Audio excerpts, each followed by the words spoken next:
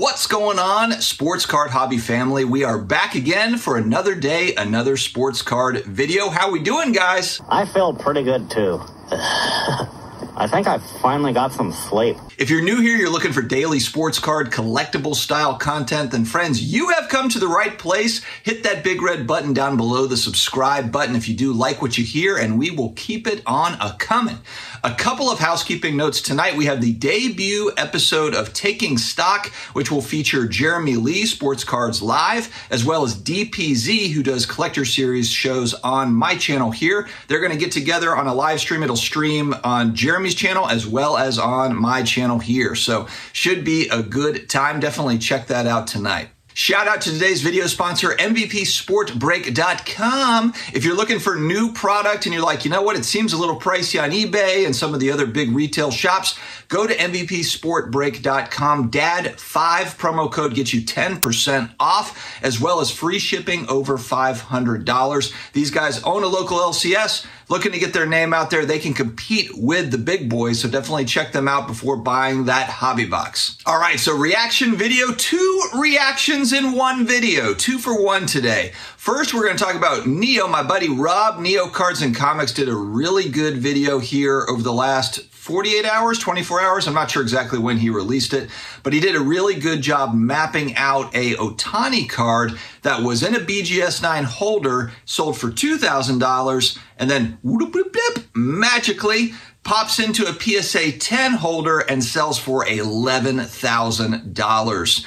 Really just shocking, I guess, at the difference in price point between a BGS 9 and a PSA 10. I think more or less the biggest story here is the extra premium that people are paying for a PSA 10 modern, ultra modern card. Now, if we were talking about a vintage card, then I would understand the discrepancy in price, just because typically with a PSA 10, you have very, very few PSA 10s, and also a lot of those vintage guys had one rookie card or a 1A, 1B type rookie card. Shohei Ohtani has about a zillion rookie cards. So it would make sense to me that there's the big premium for certain vintage cards. But for modern, ultra modern cards, $2,000 for a BGS 9, $11,000 for a PSA 10. That is a wild swing.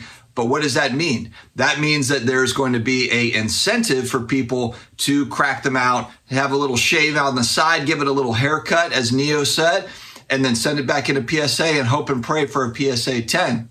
What does that card get, I wonder, at PSA 9? He or she, whoever did this, was probably like, I probably get $3,000 or $4,000 for a PSA 9 over a BGS 9. If I get a 10, woo, we're in it. You know, it's an $11,000 card, and that's exactly what happened. So I know that there's some backstory. Neo said that I think the buyers in contact with PSA or whatever, they're trying to work some things out. So we will follow up on this story, and I'm sure that Rob will as well. The one thing, though, I think the only way you're ever going to stop this, and I wonder if it would ever happen, is you would have to have grading companies sharing data. It's kind of like when criminals were committing crimes back in the 50s, 60s, 70s, you didn't have this shared network of data.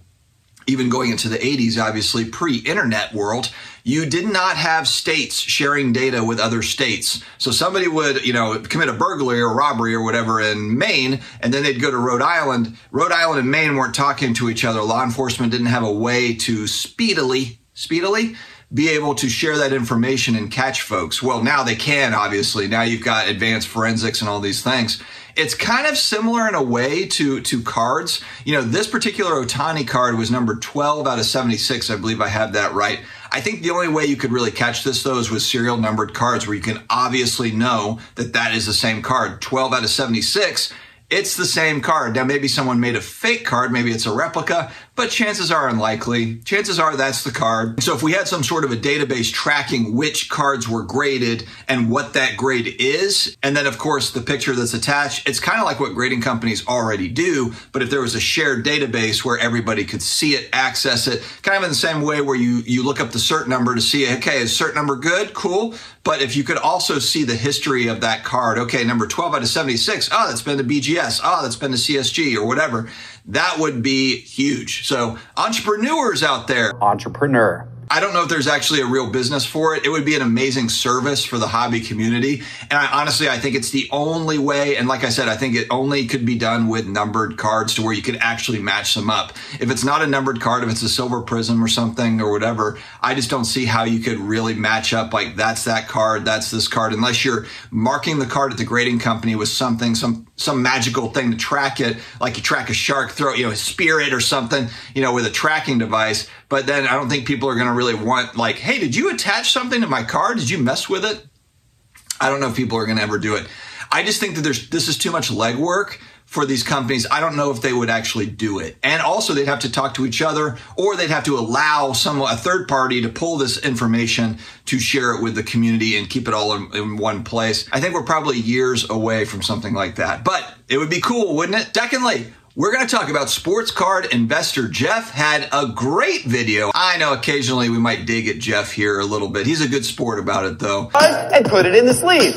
You take the card and put it in the sleeve. But he had a great video on Sunday night here last night. Marshall Fogel's Mickey Mantle 52 Topps PSA 10. He shows it, he shares it, and kind of the story behind it, but it's a really well done video. High production like usual, but even more so, I think. SCI always has high production, but they really went overboard with all sorts of different transitions and different things in this video. It's only 9-10 minutes long. Great video. Marshall Fogel, the more that I kind of learn about him, the more I'm interested.